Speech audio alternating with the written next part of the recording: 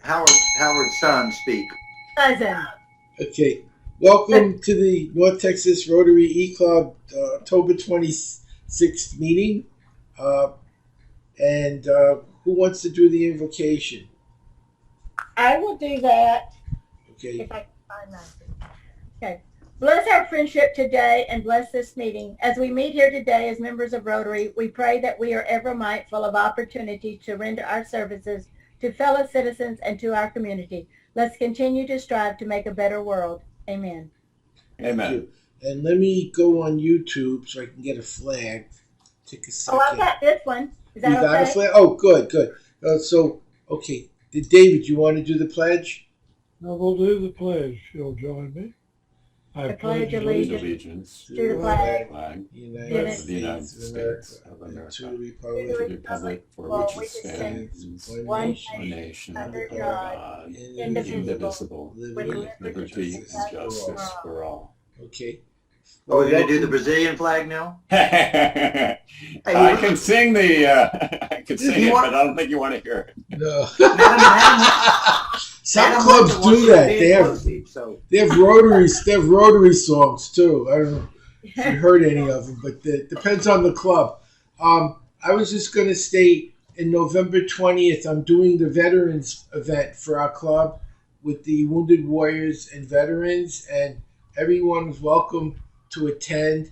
That's a member of our club as well. If you go to Howard Moyer, WARRIOR.com. Craig, you can come too if you'd like. You'll double your learning rate, and you'll learn how to remember and understand. When I trained the U.S. Special Forces at Fort Bragg, they told me 20 wounded warriors commit suicide every day, and mostly because they can't find work. And said when they have a GI Bill, they should be able to get college degrees. And they said they didn't know how to learn, so I volunteered to teach it for free because I have no money. And you remember, Craig, my dad was a wounded warrior, so was Uncle Al. I think your dad, too. Your dad was a B-52 pilot. Yeah, my dad didn't really get injured. He slept through a lot of the war, he told me. The bombs would go off, and he'd just roll around. He was a good soldier, though. Yeah. And B-52 pilot. That was a big deal back then. Yeah. And my dad was on Omaha Beach on D-Day. So yeah, he told me that story. Caused a lot of stress in his later life. He had a lot of nightmares. And, you're 17, 18 years old, and you're seeing pieces of people scattered all over a beach. It can't be a very pleasant thing for a young person to have to experience. But thank goodness that people like him, we would be speaking German today if it wasn't for them. So, so they did a good deed. For sure. I have is our Boys and Girls Club on the 29th. Okay. And David and I work with that. There'll be about 60 kids. So can I have about $75? We do have the money. It's fine with me. Anyone have any objections? Okay. I'd say that went through. Oh, and I have opened up another bank account. Okay. And right after I did that, Chase Bank said, "Oh, we're not going to raise our limits." So I'm in the process of getting our credit card switched over to the new bank. Okay. And in the spring, they'll have a branch in Florida somewhere, and maybe you can sign right now. Yeah, I can use a new Porsche. So perhaps. I believe it's customary for the president of the club to be given a gift of a new Porsche each semester for doing the work. That is turbo Porsche if you'll pay to get one. Any color. I'm not picky, really. Red. This is red turbo. Okay, the next we're doing is Challenge Air on the 30th. Richard, would you like to help with that? I'm not available. You won't be able to? Okay. And then I've got about 10 clubs plus my sorority that are adopting 25 kids from CPS for Christmas party. And that's going to be on December the 4th. And I think that's all that I've got is what's coming up. Craig may not Okay. Oh, Craig, you know what CPS is? Child well,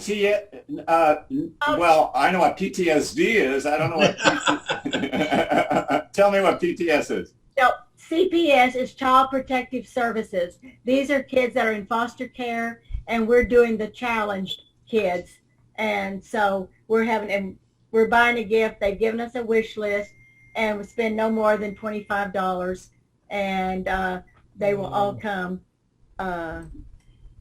And that's it that I have. Very good. Well, Howard and I have a cousin who has spent most of his professional career with this PTS. Right, Howard? Cousin Marty is. Oh, right. That's true. Yes.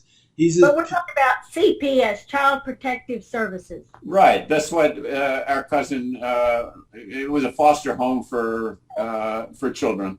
Okay. Yeah, he's a PhD. So we have a pretty good family. Craig's super smart. His brother went to Princeton, graduated with a 4.0, majoring in physics. So that's a pretty smart. You got to have a little bit of brains to do that, I think. Okay, well, we just had Shirley Weddle from the Suicide Prevention and Hi, Shirley. I want to remind you I'm doing my workshop for the Wounded Warriors on November 20th. Yes, I went to try to go to your website and see about how to sign up. HowardWarrior.com, and on the very bottom of the page on the right, you put in your name and your email, and on the bottom of the page there's a click through, and it's free. There's no charge for any of that. WoundedWarrior.com? Yeah. Howard Warrior. Howard Warrior. Yeah, I think someone else owns WoundedWarrior.com. It isn't. Right. I believe it isn't me. HowardWarrior.com. Okay, Yes. That's what I was doing wrong. Yes. And if you need any help, I'll put my cell phone and my email in the chat, just in case if you need to reach me. This is my cell phone, so it's direct. And if anyone needs it, you can reach me here. And this is, what is this? Oh, goodness. That's my dragon is working again. Oh, I don't want it doing that. Yeah, and Okay. yeah, okay. I was going to show our latest member. And I Okay, was trying to find his picture. So go ahead and do what you're doing, and I'll try to find the picture. I'm Anyway, fine. the Wounded Warrior. He's from Iraq, and he was severely burned when his. All right, yes. So I can't find his picture He was in a vehicle that got bombed, and he was the only one who survived. He spent 48 days in an induced coma in ICU. It burned over 65% of his body. Yeah. Wow. Burned his ears off. He's got fake ears. He can take them off, put them back on again. That's optional, whatever. Also good cinnamon. But Okay, I'll give Linda a moment to find the picture. Well, And, I'll take the end. Okay. okay, and while you're doing it, I'm going to tell you a little about my cousin Craig. Okay. Both of us are meditators. I've been doing transcendental meditation almost as long as Craig. And the interesting thing is we both had the same teacher that taught both of us. We were in completely different places. But this young man, unfortunately, passed on. But we both had the same trainer. As I told you, when I was younger, I lived in an ashram on weekends. I studied Kundalini Yoga and the other branches. Craig became super involved with TM. He's one of the leaders, I would say, after all these years. He lives in the ashram. It's his full-time profession. And he's an expert on transcendental meditation, which I could tell you from personal experience is a wonderful thing to learn. It's helped me tremendously. Every show I've been on where I have to read super fast, I read the healthcare bill in 50 minutes. I meditated for 90 minutes before I did it to be focused and be able to tune out distractions. And I use it quite a lot in my life. So I'm going to let my cousin Craig tell you more about it. He's much more of an expert on this subject than I am. And I'm sure it'll be very interesting. And I'm going to mute myself while he's talking so it doesn't make distractions. Okay, so I should begin, Howard? Okay, very good. This is a real pleasure for me to be speaking to Rotarians. I first spoke to a Rotary Club when I was 16 years old as an exchange student to, as you may have guessed, Brazil. And I have subsequently talked to several Rotary Clubs about Transcendental Meditation. I am always happy to be speaking to people who already have shown a good deal of success in their lives, but who, aside from their personal successes, have demonstrated a sincere desire to improve the society in which they live in. And also, as was stated in the objectives of Rotary Club International, to make this a more peaceful world as well.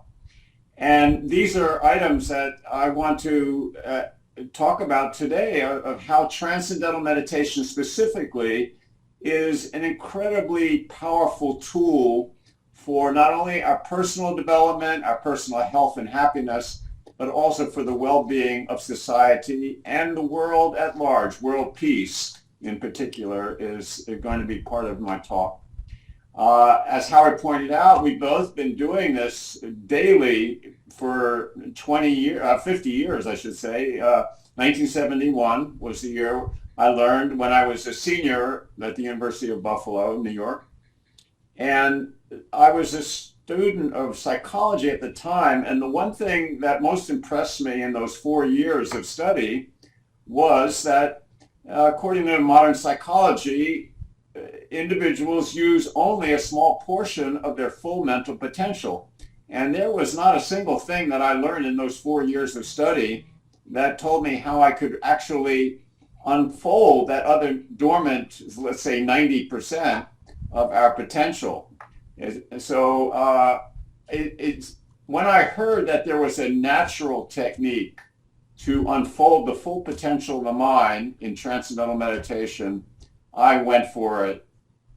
In spite of my typical skepticism that I harbored as a scientific student, as a student of psychology, you have a degree of skepticism and reserve. But I learned the technique, and within about 18 months, I went to a teacher training course, an intensive course in Spain for 5 months to become a teacher of transcendental meditation. And I studied there with the great sage from India, who's also a physicist. So he has the modern scientific training as well as the ancient training, the knowledge of transcendental meditation from the Himalayas. And that was Maharishi Mahesh Yogi. So he trained me personally and qualified me, gave me the instructions on how to teach this technique. And since that time, I've traveled around the world teaching TM to over 1,000 individuals. And when I say teaching them, I mean individually, one-on-one, each person of those more than over 1,100 that I've taught individually, one-to-one.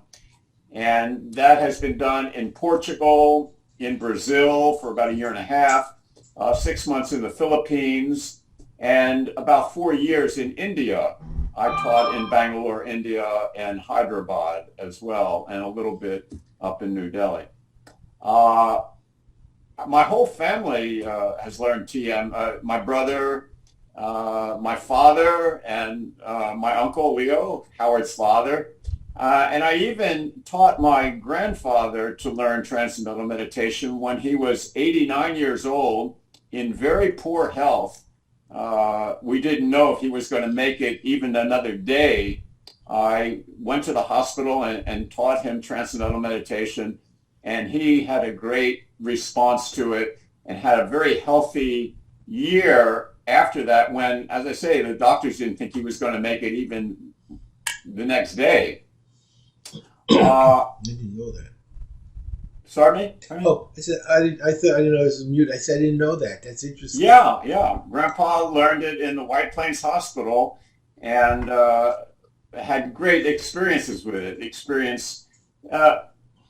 Now, the point is that my grandfather at that time was in a very poor state of not only physical health, but mental health. His mind would fade in and out of lucidity, and yet he was able to learn it. I have taught transcendental meditation to people who were completely illiterate. In Brazil, I remember one course that I taught, one of the students was a middle-aged woman who was completely uneducated. She signed her name with an X and could not fill out any of the interview forms.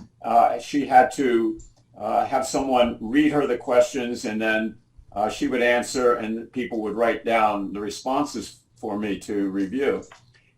So I remember 50 years ago when I was sitting in that introductory TM talk, first hearing about it, I harbored the doubt. I thought, well, this sounds great, but am I going to be able to learn it? You know, maybe, because my mind is wandering all over the place, and I don't think I can focus, and maybe I'll be the one reject from the whole class. Well, it turns out that is far from the truth.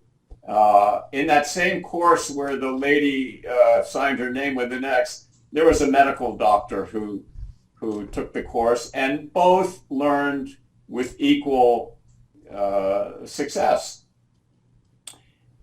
Now, you probably want to know right up front, what is transcendental meditation? TM is a very natural process. It's a very natural process. I want to underline that word, natural. Very effortless. That's another word to underline. Natural, effortless process of experiencing finer states of the thinking process and arriving ultimately at the very source of thinking, the source of thought, which is an area deep within the mind and an area of pure inner wakefulness, pure unbounded. Starting narrator dialogue. Okay. Button. Alt plus O. Heads up. Exiting narrator. The experience of that makes one feel relaxed and happy inside. The worries and anxieties disappear in that experience. It's an experience of deep inner satisfaction and deep stillness. Now, it's stillness, but it's oddly enough coupled with great alertness, great unbounded awareness, wakefulness. So this is a fourth major state of the mind, a state of restful alertness, quite different from deep sleep, and certainly quite different from dreaming, and quite different from this ordinary state of wakefulness that we're all experiencing now. Normally, we think, okay, if the mind is silent, then we're in deep sleep. But as I say, this is like pulling an arrow back on a bow. When you pull it back to a point where it's still, but it's lively. The arrow is lively on the bow. This is a state of restful alertness. There's no motion here. It's still, but there's alertness, there's wakefulness. And from this point, we can plunge into a dynamic activity. The arrow flies with great dynamism once it's reached that point of stillness and alertness. Likewise, our activity, our life, our daily life, is going to gain from going to this state of where the mind is completely at rest but wakeful.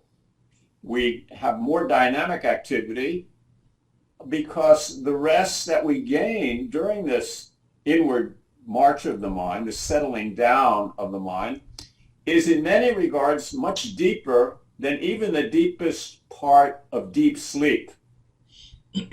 A deeper quality of rest is more rejuvenating to the body than just the rest of sleep. We sleep at night to relieve the fatigue of the day, but that rest of sleep is not deep enough to unearth, to dissolve the very deep-rooted stresses that we've gathered, the deep fatigue that has built up over a lifetime.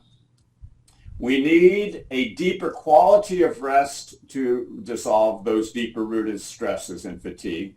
And that is what we gain during transcendental meditation. Now, how do we know this? Well, I can say it, Howard can tell you, over 6 million people who have learned transcendental meditation will tell you this is the case. But we can be objective about it too, and that is we can use science. And science can measure the changes that occur in the mind because, after all, the mind and the body are intimately related. If the body is in a state of deep rest, it's because the mind has settled down to a state of deep rest. If the mind is very active, then the body is active. The mind and body have this intimate connection. Greater activity in the mind, greater activity in the body. Lesser activity in the mind, more quiet repose of the body.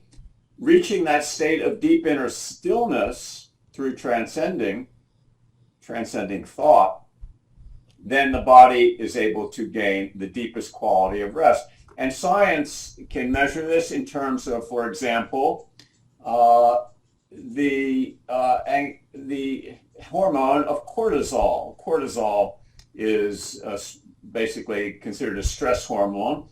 And when we go to sleep at night, cortisol does settle down a little bit. But during transcendental meditation, the scientific research shows that there's a 30% decrease in cortisol levels. And by the way, this is just one study out of over 600 studies that have been published in over 250 research universities and institutions in 30 countries around the world, and published in top peer-reviewed journals. Actually, 340 of the studies have been published in peer-reviewed journals, which peer review is the most stringent scientific bar, a standard, to judge the validity of a scientific study. Other interesting changes in the blood chemistry, the blood lactate, which is also associated with anxiety. You can actually induce a panic attack in a person by injecting them with lactate. Lactate during transcendental meditation reduces significantly, and after the meditation process, the levels remain at a lower level. Galvanic skin resistance is another measure that very clearly shows that we're in a very deep state of relaxation during transcendental meditation. You may be aware of serotonin, which is called the happiness neurotransmitter. That increases during TM, as does prolactin, which is associated with well-being as well. Now, the results of this are very dramatic. The blood pressure has been shown to reduce. And of course, blood pressure is one of the great risk factors for developing heart disease. And there are well over 44 million Americans who suffer from high blood pressure. Cholesterol also reduces through this deep rest of transcendental meditation, because deep rest gives the body the opportunity to fix whatever is there that's out of order. We go to a hospital to rest up because the hospital gives the body's intelligence a chance to operate. TM, transcending thought altogether, giving us restful alertness, enables the body a much better chance to correct these things. Heart attacks and stroke decrease in transcendental meditators in a very significant way. Atherosclerosis is reduced. Trait anxiety, a meta-analysis, which is a statistical comparison of a great number of studies, in this case 146 different studies on anxiety, trait anxiety specifically, showed that transcendental meditation had more than twice an effect size as any of the others, which included things like muscle relaxation and biofeedback and things like that. Bipolar disorder reduces. A recent study using fMRI, which is a fairly reliable source of measuring what's going on in the brain, has shown that the distress from pain is lessened in transcendental meditators. Meditators across the board report better sleep, and many studies published in, again, peer-reviewed journals, including Alcoholism Treatment Quarterly, have shown very dramatic reductions in alcohol consumption and cigarettes consumption, and drugs, both recreational and prescribed drugs, also dramatically are reduced simply because people are feeling better. You know, there's less pain and there's more happiness, so people don't need to use these other sources of pleasure. So you're probably now wondering, well, how do you do it? These benefits sound great, but how does one go about accessing that state, which is as natural a state as waking, dreaming, or sleeping, but a state which very few people know how to access? We use a technique that is completely natural, and that is we use the natural tendency of the mind. What is the natural tendency of the mind? It's to always search for something happier, greater, more charming. I'm sure everyone here has had this experience where you're doing something that's not very charming. Maybe it's your income tax, or maybe some book that you're reading is very, very boring. And you're staring at the page that you're working on or reading, and some very beautiful music is playing in the next room.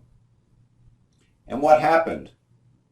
Your mind, without you telling it to do it, your mind started humming along, listening to that song in the other room. Now, what happened here? You did not make any effort to go to an area of greater charm, greater happiness, greater fascination. It went naturally because that is what our mind wants. That is the natural tendency of the mind, to always move in a direction of greater happiness, greater charm. Where is more happiness? It's inside of us. Where is the maximum happiness? That area of complete inner restfulness, silence, unbounded awareness, pure consciousness, pure wakefulness. It's bliss. It's pure happiness. It's pure creativity. It is the most attractive thing that could possibly attract the mind. This is what attracts the mind in transcendental meditation. We simply give the mind the inward direction. We show the mind how to turn within, and the mind being turned within sees, oh, there's more charm here, and the mind automatically goes to that. And then from there, the mind sees, oh no, there's an even more charming level deeper in the mind. Oh, and then the mind goes to that and keeps going and going and going because that's what it wants to do. Ultimately, it gets its satisfaction when it contacts that level of unbounded, pure wakefulness, pure awareness, pure creative intelligence. That is the nirvana, the heaven within that we've been told about by all the sages. Sages, scientists, even scientists have said what the poets and sages have said. Scientists say there is one unbounded field from which all the force fields and matter fields emerge. And that is, the physicists call it the unified field. That was the dream of Einstein, was to find that one field that was most basic. He knew in his day that there were four basic forces: the force of gravity, force of electromagnetism, and then the two other forces, the strong force and the weak force on the level of the nucleus of the atom. But he intuitively knew that there must be one fundamental field, and that has now been completely agreed upon. The details may still be need to be done, but scientists realize, physicists say, yes, there's one unified field. So that, I'll give you just one poet's interpretation, or not only interpretation, but testimony to description of this unbounded field that is most attractive, that brings us in automatically. And that is the poet Emily Dickinson.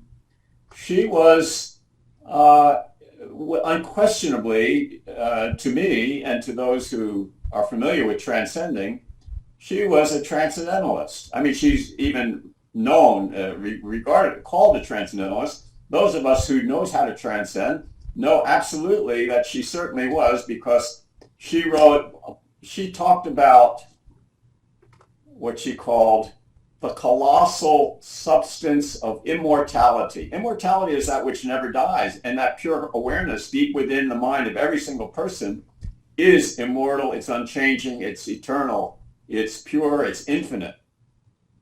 Emily Dickinson said, and it's a very short poem, so if you don't like poetry much, it's only about 15 seconds. She said, there is a solitude of space, a solitude of sea, a solitude of death. But these, society shall be compared with that profounder sight, that polar privacy, a soul admitted to itself, finite infinity. So that's a poet's description of that level of life that is inside your mind. It's there. It's waiting for you to be experienced. And it must be experienced if we are to develop our full potential in life. It's not enough just to be going through the three common states of waking, dreaming, and sleeping. This is a fourth major state of consciousness and a fourth major state of physiology. And just to get more back to this idea of the physiology, we should see what's going on in the brain. Because even though we've talked about the deep rest for the body, it is, after all, and coupled with alertness in the brain, increased alertness. Every experience that we have leaves some impression in the brain. And we can measure the changes in transcendental meditation through EEG and PET scans and different techniques like that, fMRI. We can see that TM's effect on the amygdala, which is the fear center of the brain. We can see what's happening in the prefrontal cortex of the brain. We can see what's happening in the left hemisphere and the right hemisphere. And what we find is there is a great symphony, as it were, of orderliness that takes place between all parts of the brain. Specifically, the frontal area, the prefrontal cortex, which is involved in planning and decision-making and judgment and ethical reasoning and problem solving. This has been shown to greatly increase in its activity during TM, and it carries over into our daily activity. The two halves of the brain, the right hemisphere and the left hemisphere, which are typically called the analytical and intuitive halves of the brain, they come into harmony with one another. The front and the back of the brain also, there's a total coherence, there's a total harmony of the electrical activity. Alpha 1 is particularly lively, especially in the frontal cortex of the brain. And all of this has been shown to coordinate with improved activity. So a more coherent, orderly brain is the basis of much more coherent and successful activity. So you might now wonder, a little bit more of how does this inward dive, how does this inward march of the mind take place? Well, we use a vehicle for this inward dive, and that is a mantra. A mantra is a sound that has no meaning for the conscious mind, but allows the mind to remain alert, lively, as it's settling down. We start to experience this mantra in its finer stages until the boundaries of the mantra fade and we are left with pure inner wakefulness. The mantra is a vehicle.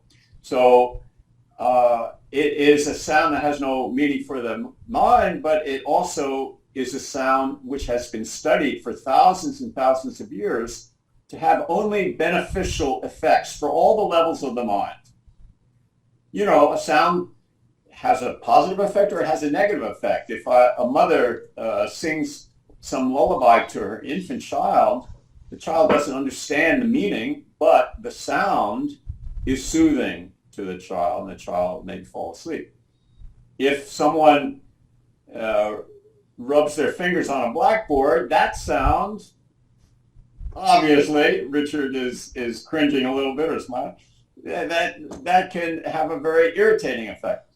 The mantras have been studied for thousands and thousands of years to have only life-supportive effects, pleasant effects on all the levels of the mind. And remember, these finer levels of the mind are much more powerful, just like the nuclear level is much more powerful than if I were to break this pen in half, not much energy there. If we burn this, then the flames receive more energy at the molecular level. We go down to the atomic level. Maybe there's enough energy in this pen to provide all the electrical needs for Dallas for a week. Finer levels have more power and more energy. So we want to have sounds which have positive effects, not just for the surface level of the mind, but for all of these more charming and therefore more powerful levels of the mind. The knowledge of transcendental meditation involves two things. You receive a mantra, which is, by the way, appropriate for you. It's like there's a limited number, just like there's a limited number of blood types, there's a limited number of mantras, but you receive one which the teacher has been trained to choose for you, and you learn, equally as important as the mantra, the very subtle, delicate technique of how to use it properly. One without the other is not going to do you any good. The knowledge of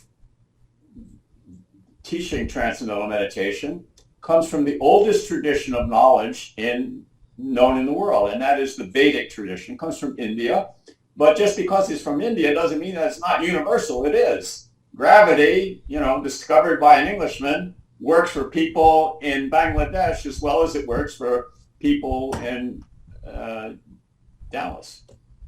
So it's a universal thing. And this tradition of knowledge of transcendental meditation, it predates any ism. It is not a religion, and it's practiced by people of all religions. You name it. There are priests and ministers and rabbis and mullahs who are doing TM and who are even trained teachers of transcendental meditation. So the reason, and it works for everyone. We're all hardwired to have this experience. It's just that the wiring is there, but we don't know how to turn the switch on. That's what we TM teachers do. We're like diving instructors. We give you the right angle, and then you let go. And the gravity, it's just like gravity pulls in a diver. When I remember I think I was about 5 years old, I wanted to learn how to dive. It was in summer camp. And I saw kids diving into the pool, and I went to the diving instructor, and I said, I want to learn. He said, okay, bend down here on the side of the pool, and tuck your chin down, and put your hands out. Okay, now let go. I said, what do you mean let go? I don't know how to dive. He said, no. I gave you the right angle. That's all you need. the water's there, gravity will do the rest. So this guy seemed to know what he was doing. He taught all these other people. I said, okay, I tried it. And of course, I went in and I came out automatic, no effort. Underline again, no effort. You don't need to make any effort. Matter of fact, any effort is just going to complicate things. It's going to get in the way. You know, in the dive, if you don't let gravity do its thing, you put your head up, you'll get water up your nose. So we don't want that to happen. It's natural, and everyone needs to do it. Now, I've been talking about the benefits for people as an individual, better health, greater mental potential. By the way, all these changes that occurred in the brain, they are responsible for what we see in terms of better development of the mind. We see people, students doing better in school, grade point average goes up, moral reasoning goes up. In prisons, I taught 120 women in the São Paulo penitentiary for women. We have done studies with prisoners all around the world who learn TM. One Harvard study showed that the prisoners in an American prison actually improved on their moral reasoning better than college, university students. So the mind and body are both improving for the individual, but what does this have to do with our relations with other people? You know, that's something that all of us are concerned about. Better family relations, better relations with friends. Well, if we're feeling more rested through transcendental meditation, and our mind is more lively, more awake, our comprehension is broader, a rested body and a more expanded mental potential, they enable us to understand what's going on in any situation that we're in. We see the deeper truths of any situation that we're in. And when we see the deeper truth, then automatically, without us having to think about it, we do the right thing. We say the right thing in that situation. It's when the mind is not fully lively and the body maybe is tired and fatigued and stressed, we become short. We don't see, we don't understand, we don't fathom the deeper reality of the situation, and we don't behave in the behavior that we know ideally we should be doing. And we all have this intention. We want to do good. We want to be compassionate. But all of that goes out the window unless we have that broader comprehension and more rested body.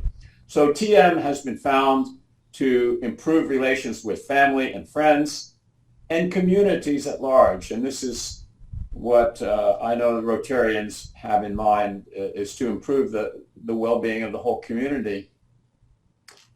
It was forecast many, many years ago by Maharishi that even 1% of the population of a city practicing transcendental meditation would create an effect for the whole population.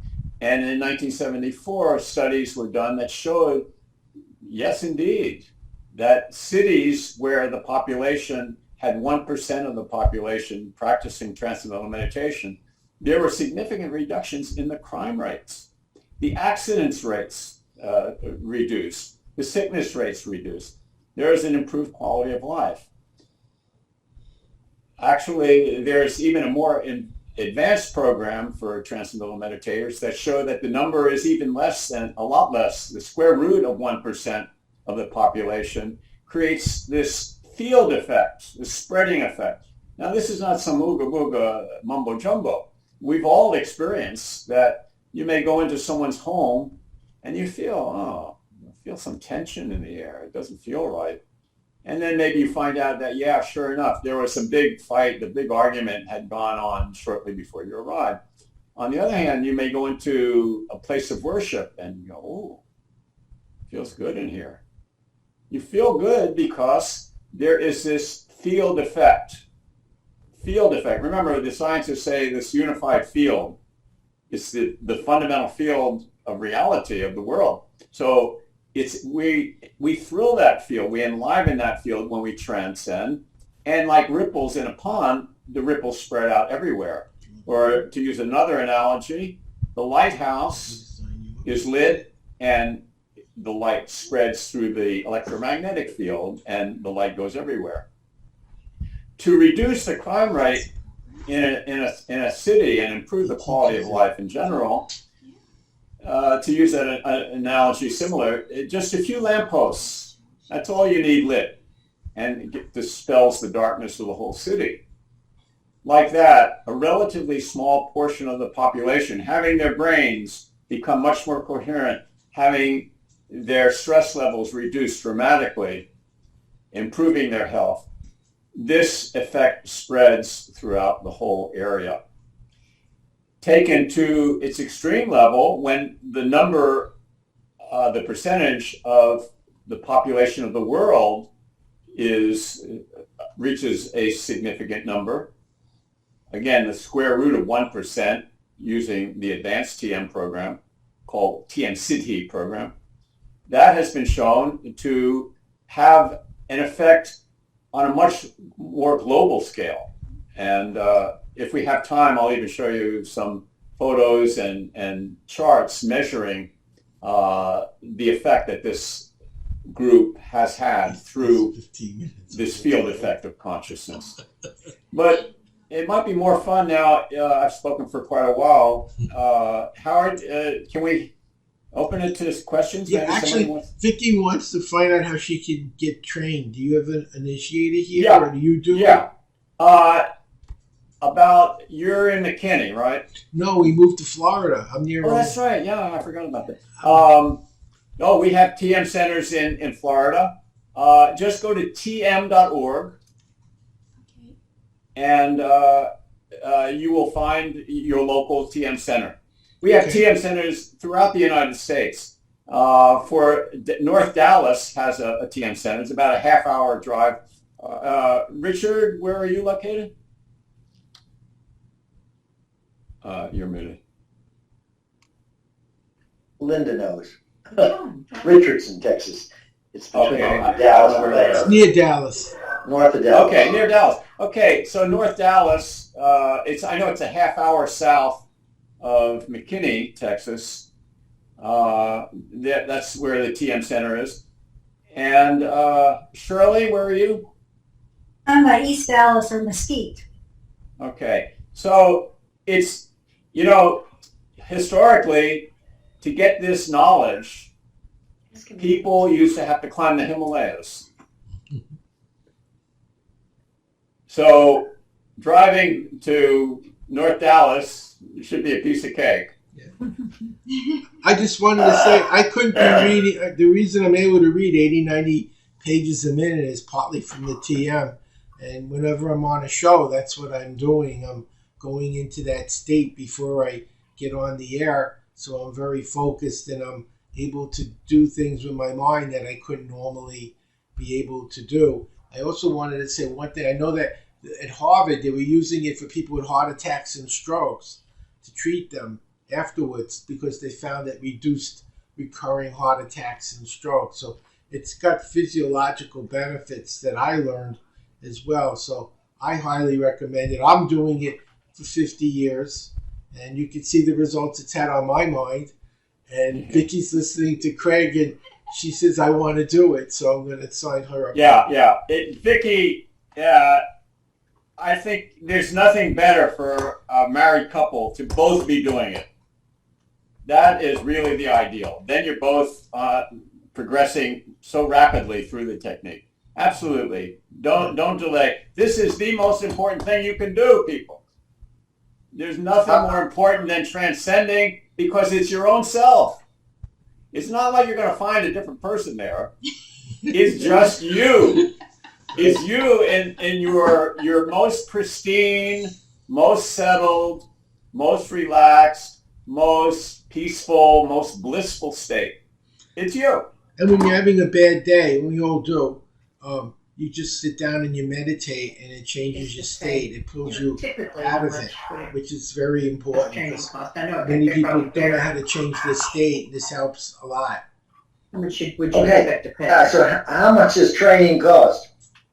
The training, by the way, I am now not teaching TM these days to the public. I'm involved in research on TM, but I do have in front of me the schedule that they charge at the TM centers, and it goes by your annual household income.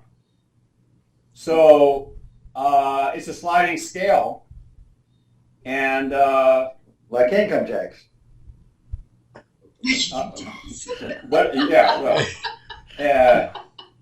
The numbers are. I don't know if you want to hear, all the numbers, but Is it better to be poor or rich to get the training? In any event, you're going to be wealthier if you learn TM. I guarantee that. No question about that. Your earning capacity has got to improve. Obviously, if you're using more of your mental potential and your health is better, you've got more energy, of course. I mean, this is a no-brainer. You're going to be more successful. By the way, I have taught transcendental meditation in many companies. For 4 years, I was teaching TM to some of the biggest companies and some of the smallest companies too in India. And they, across the board, they were much more creative. I taught a lot of programmers, computer programmers at some of the really big companies, and again, some of the small companies. And the people would tell me, and this is within the first 4 days of the course, more creative. I'm doing less now. What used to take me 3 hours, now I'm getting 15 minutes. Boy, these creative ideas are coming to me like they never come before in such little time. Also, what I found was very disconcerting is that a lot of these computer programmers in India were developing high blood pressure in their mid-30s. The American Heart Association has said that transcendental meditation, specifically TM, not other meditation techniques, they said we give our endorsement that it should definitely be considered in the treatment for high blood pressure.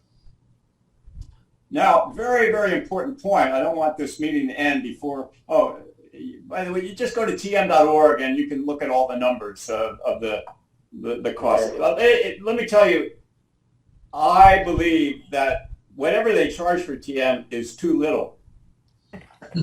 I mean that. I mean, TM is priceless. You could offer me all the money in the world. I'm not going to give up TM for it. I guarantee you that. I was going to say that my cousin is involved in a project at Meditating for World Peace.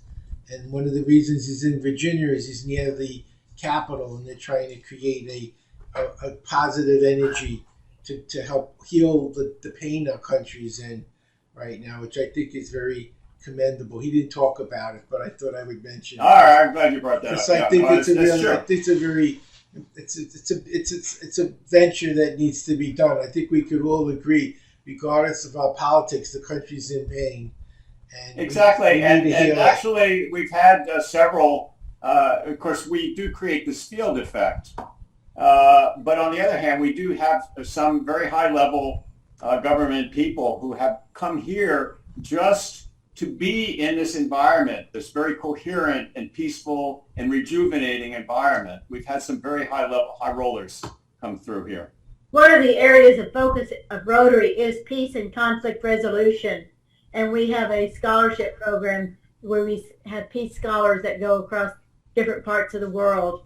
And then they go into private or government entities after their year or 2 years with this. And they've succeeded very well. And I just want to mention, I don't know if Howard's ever mentioned it to you or has ever invited you, but if you would like to come to join us, we would love to have you. As a member, yes. Oh, he is a member already?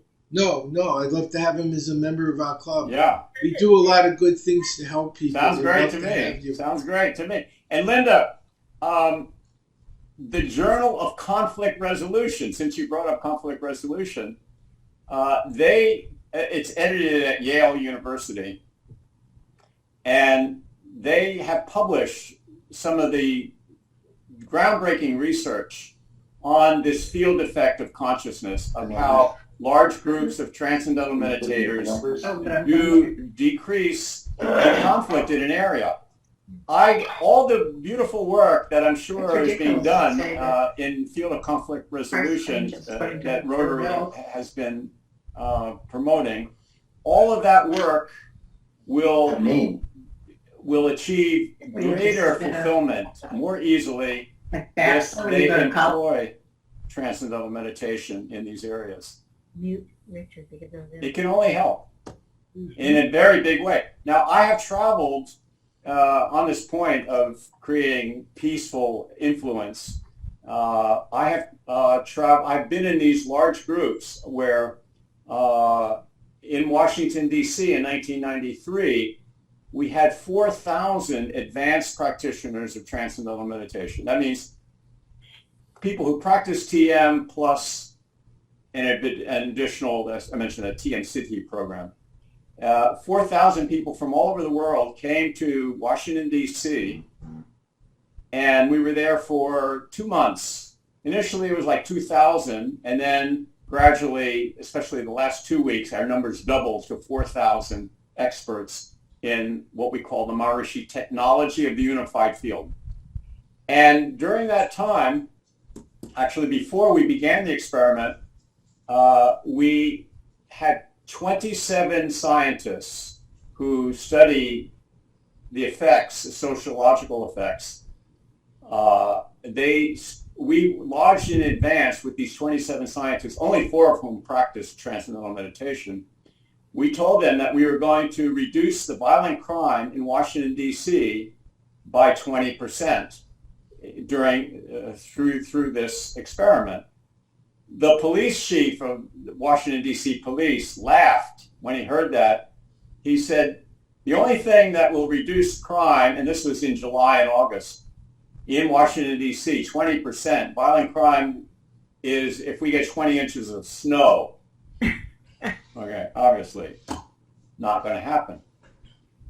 The published research, and this was based on the FBI Uniform Crime Report and the D.C. Metropolitan Police crime reports, showed well over 20% reduction in violent crime.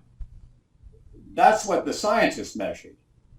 Those of us who were in that experiment, we experienced those results directly through the incredible power, blissful experience that we had when we were in the meditation. It was remarkable. As a matter of fact, the change that took place when our numbers doubled during those last 2 weeks from 2,000 to 4,000 were ridiculous. They were ridiculous in that it was like the bottom, the normal beautiful serenity and peace and blissfulness that we experienced, it got multiplied dramatically.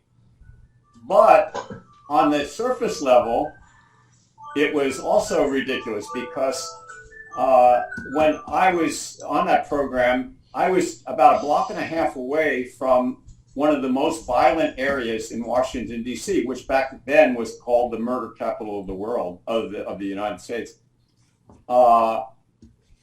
When those first 6 weeks, 24 hours a day, I would hear sirens, police sirens, fire engines rushing up and down the streets. It was like nonstop. It was like being in hell. I mean, it was absurd. It was so chaotic. Such a high stress environment. Those last 2 weeks, it was hilarious. It was like somebody pulled the plug on all that stuff. No more sirens. It just stopped. And we would ask some of the security guards at the local mall, and they say, boy, it sure is awfully peaceful here. It's never been this peaceful here. What's going on? So it was very tangible. Again, the lampposts are lit, the darkness fades. The solution to the darkness is light, and that is what we have. Are you still hearing me? I think Richard just had to leave. Yeah. Okay. Thank you so much for sharing with us. I know Vicky said she's going to take it. You have a question, Shirley? Yes, please. So, with the teaching of the transcendental meditation, does it have to occur in person? You mentioned the different centers around the United States, or can that be done over Zoom or virtual means? Good question. The 4 days of instruction is about an hour and a half each day. The first day, only the first day, must be done in person. And all the precautions for COVID are being taken care of. All that, you don't have to worry. And it's only that first day where you meet with the teacher. He gives you the mantra and he gives you the technique of using it. Then you go home, and from then on, you will be patched in via Zoom with the other people who also learn individually. And that way you get to hear other people's experiences, which, people have questions, what do I do if the telephone rings, and what do I do if the dog jumps on my lap? All of that. Plus, not only those ordinary everyday questions about the practice, but on the second day of the group meeting through Zoom, you will receive a very deep understanding of what's actually occurring in the mind and in the body during TM, and you'll understand this whole mechanics of the release of stress. Then with that information, you go home, or you are home, sorry, you're home, and you practice it twice a day. By the way, you do it 20 minutes twice a day typically. With that new information of how the stress is released and all that, you have some new experience with meditation. And then the third meeting, with all the people who learn individually, then you get a vision of the goal of meditation. And that, for me as a teacher, for all TM teachers, is the most fulfilling day, because it is amazing. It is totally a mind blower to see that, first of all, nearly everybody is saying, I feel more rested. Some people are actually sleeping more, but that's just because they have such a backlog of fatigue. Then when the body has now been given this very profound rest for the next day or two or three, whatever it is, the body is paying that debt, but then you feel fantastic after that. Other people, right from the very beginning, are feeling much more energetic. But virtually every hand goes up when I ask the question, how many people feel more rested? The hands all go up. And this is just on the fourth day of the course. It's amazing. But based on the experiences that you have in those few days, you get to understand this vision of the goal of meditation. And the goal of meditation is to have that beautiful, serene feeling all the time. That is the state of true self-realization. That is the state of enlightenment. That is living life the way and that's normal life. Stressful life is not normal. Stress is an abnormality. Stress-free life is what we want to live. That and only that is really worthy of the name of life.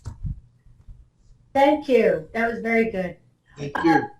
Also, I found the picture of our latest. I don't know if you can see that or not. No, No, there's a glare, Linda. it's reflecting. Well, that's because it hasn't come on yet. There it is. Yeah. I can't make out who that is. Well, his name is Shiloh Harris, and he's the one that in the Iraq War that his Humvee hit an IED, and he was over 65% burned. He has patchwork all over his, severely burned, and he just joined our Rotary Club. So. Beautiful. I'm so glad you brought him up again because Howard, you mentioned WonderWarriors.com. There's another website called WarriorWellness.com, but actually WarriorWellness.org. And it's all about veterans who have been wounded, either physically or mentally, psychologically, in war, who have benefited in the most dramatic fashion through transcendental meditation. And so the websites I want to leave you with, number one is tm.org, and the other one, davidlynchfoundation.org. Because at the davidlynchfoundation.org, you will also find this warrior wellness link. And you'll see interviews. You will, if you don't get tears in your eyes from seeing the dramatic benefits that these veterans, these wounded warriors have gotten through transcendental meditation, then you really need to meditate. Well, yes, Yes, Shirley. Yes, yes. So actually, I'm with the Suicide Prevention and Brain Health Rotary E-Club, and I was an MRI tech. So I was wondering, do you have some documentation or links to some of those papers where the functional MRI was used? And some Yeah, of its, yeah. All of that. The references are, and I can even hunt it down for you. But if you just go to tm.org, they will have all the links to all the scientific research. Again, there are over 600 scientific studies. Let me see, Howard, how do I show a slide? Go to share screen in the bottom, in the middle, where it's green. It says share screen. Yeah. If you click on that, it shows what's ever on your screen. Okay. Yeah, here we go. Hover over yeah, there you go. You got it. Right. Okay. So wait a second. So let me see here. You should have shown me. I want to show you. Yeah. When, so can you see that? This is 8 volumes of over 6,000 pages on transcendental You have to meditation. click on it. You have to click on it so it opens up. I clicked on it. I can see the icons. We can see the icon. We can't see the open one. Oh. Can you double click? No, I've double clicked it. I triple clicked it now, but yeah, it's not. But now, if he's only sharing the screen that shows the icons, that's all we'll see. He would have to open it and then show the application or the screen. But it's actually a PNG file, so it should just open. Oh, okay. Now I'm. It's not a PowerPoint. It's a PNG. So it should open. Well, there you okay, go. Okay, it opened. Oh, it did. Good. So you see there 8 volumes of over 6,000 pages on transcendental meditation and the TM City program. But if you go to that tm.org link, you will. They have a bibliography of all these studies. I'll see if I can actually hunt down the fMRI, and I'll send it to Howard, who can send it to you. Is that okay? Yeah, I'll do That'd be that. great. Thank you. Yes. Hey, take Howard's course. You can read those 8 volumes in an hour, maybe. Yes. Yeah, that's right.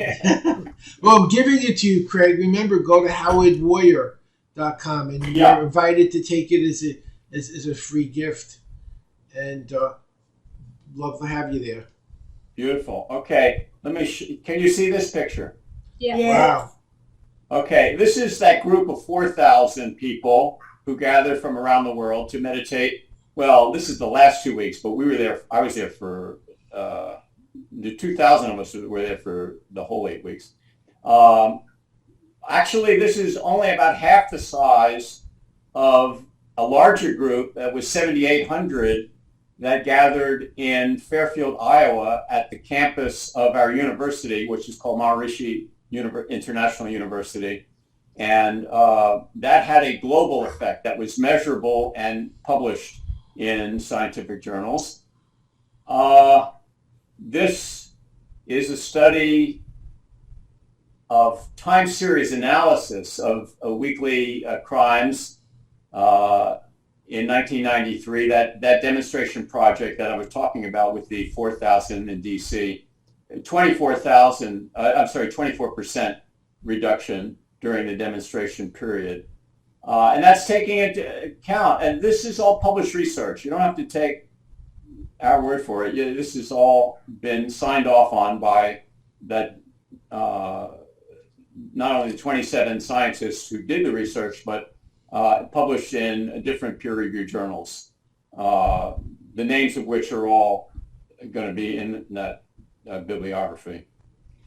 Let's see what else I can show you quickly. I know it's probably getting late for you. Some of you are probably hungry for dinner. Okay. I'm waiting for David to cook it. tm.org. It's on tm.org. It's on tm.org. Okay, I got that. Okay. Here. This is an important. This is a very important slide. Decreased hospital admissions rate in all categories of disease, and this is published in the journal Psychosomatic Medicine in 1987. The only one that didn't show a significant decrease in hospital admissions was childbirth. Fortunately, I mean, that's not a disease, right? As far as I know. But in heart disease, it was 87% reduction in hospital admissions. For cancer, was 55%. It's just remarkable. And this is just one of many, many studies that have found basically the same result. Has this been used with memory care, that sort of thing? I'm sorry, I didn't hear your problem. Has this been used with memory care for individuals that are having challenges with memory? Yeah. Now, there is some research on it. I get that to Howard also. I can't, off the top of my head, tell you the statistics, but I know there's been some research. And there's a book out now, you may be aware of it, by Bredesen, called The End of Alzheimer's.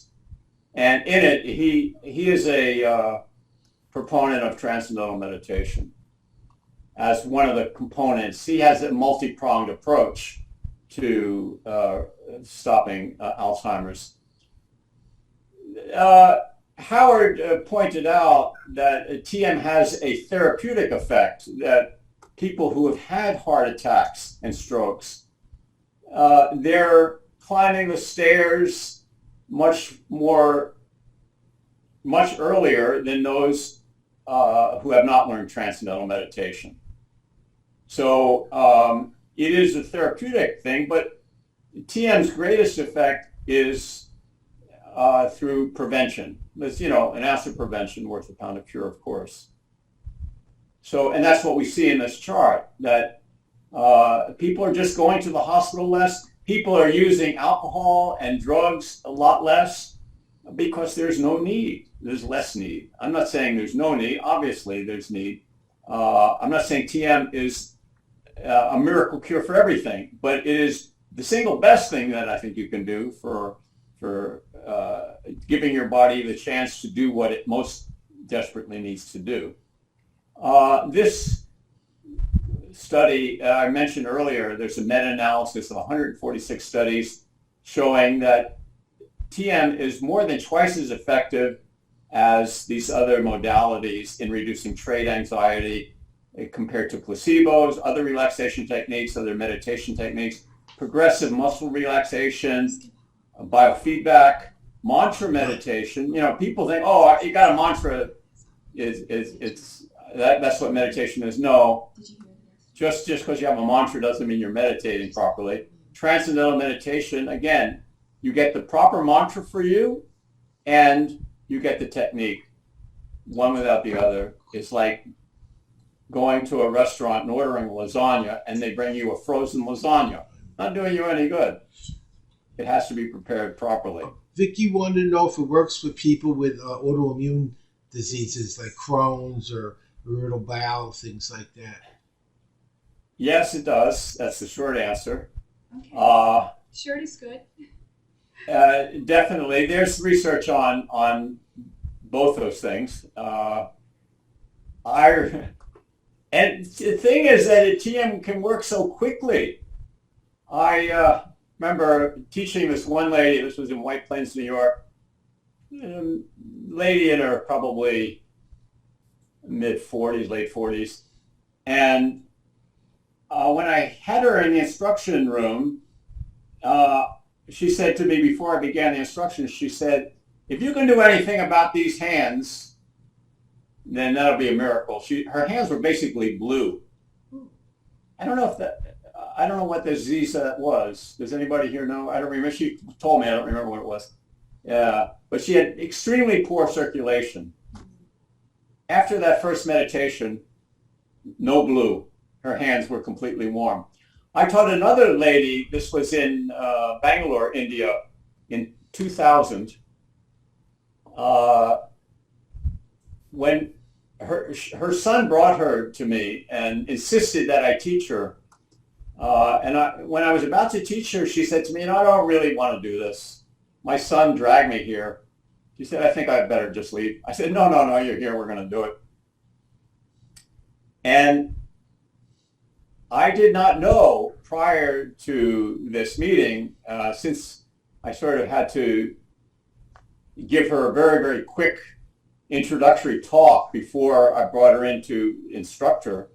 I didn't know that she had Parkinson's disease. And I only noticed when I gave her her mantra and was giving her the initial instructions, I looked over and I saw, her hand she's got a tremor. She's got Parkinson's. I didn't know at that moment that it was Parkinson's, but I saw that she had a constant tremor.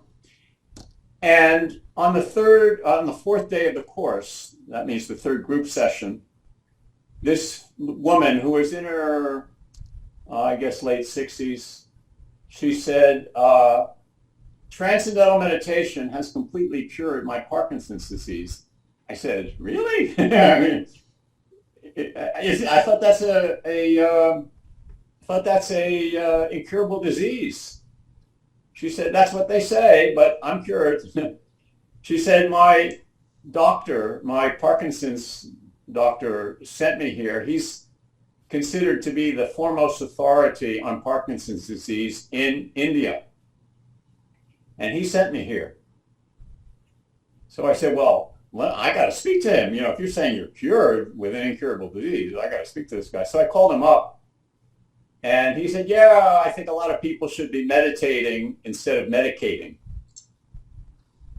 And, but I have to, this is a sad point. I don't want to end on this point, but I'll bring it up anyway, is that there are a lot of vested interests who don't want to see society change because vested interests, people have economic interests. And in prisons, TM has been fantastic in reducing prisoner recidivism.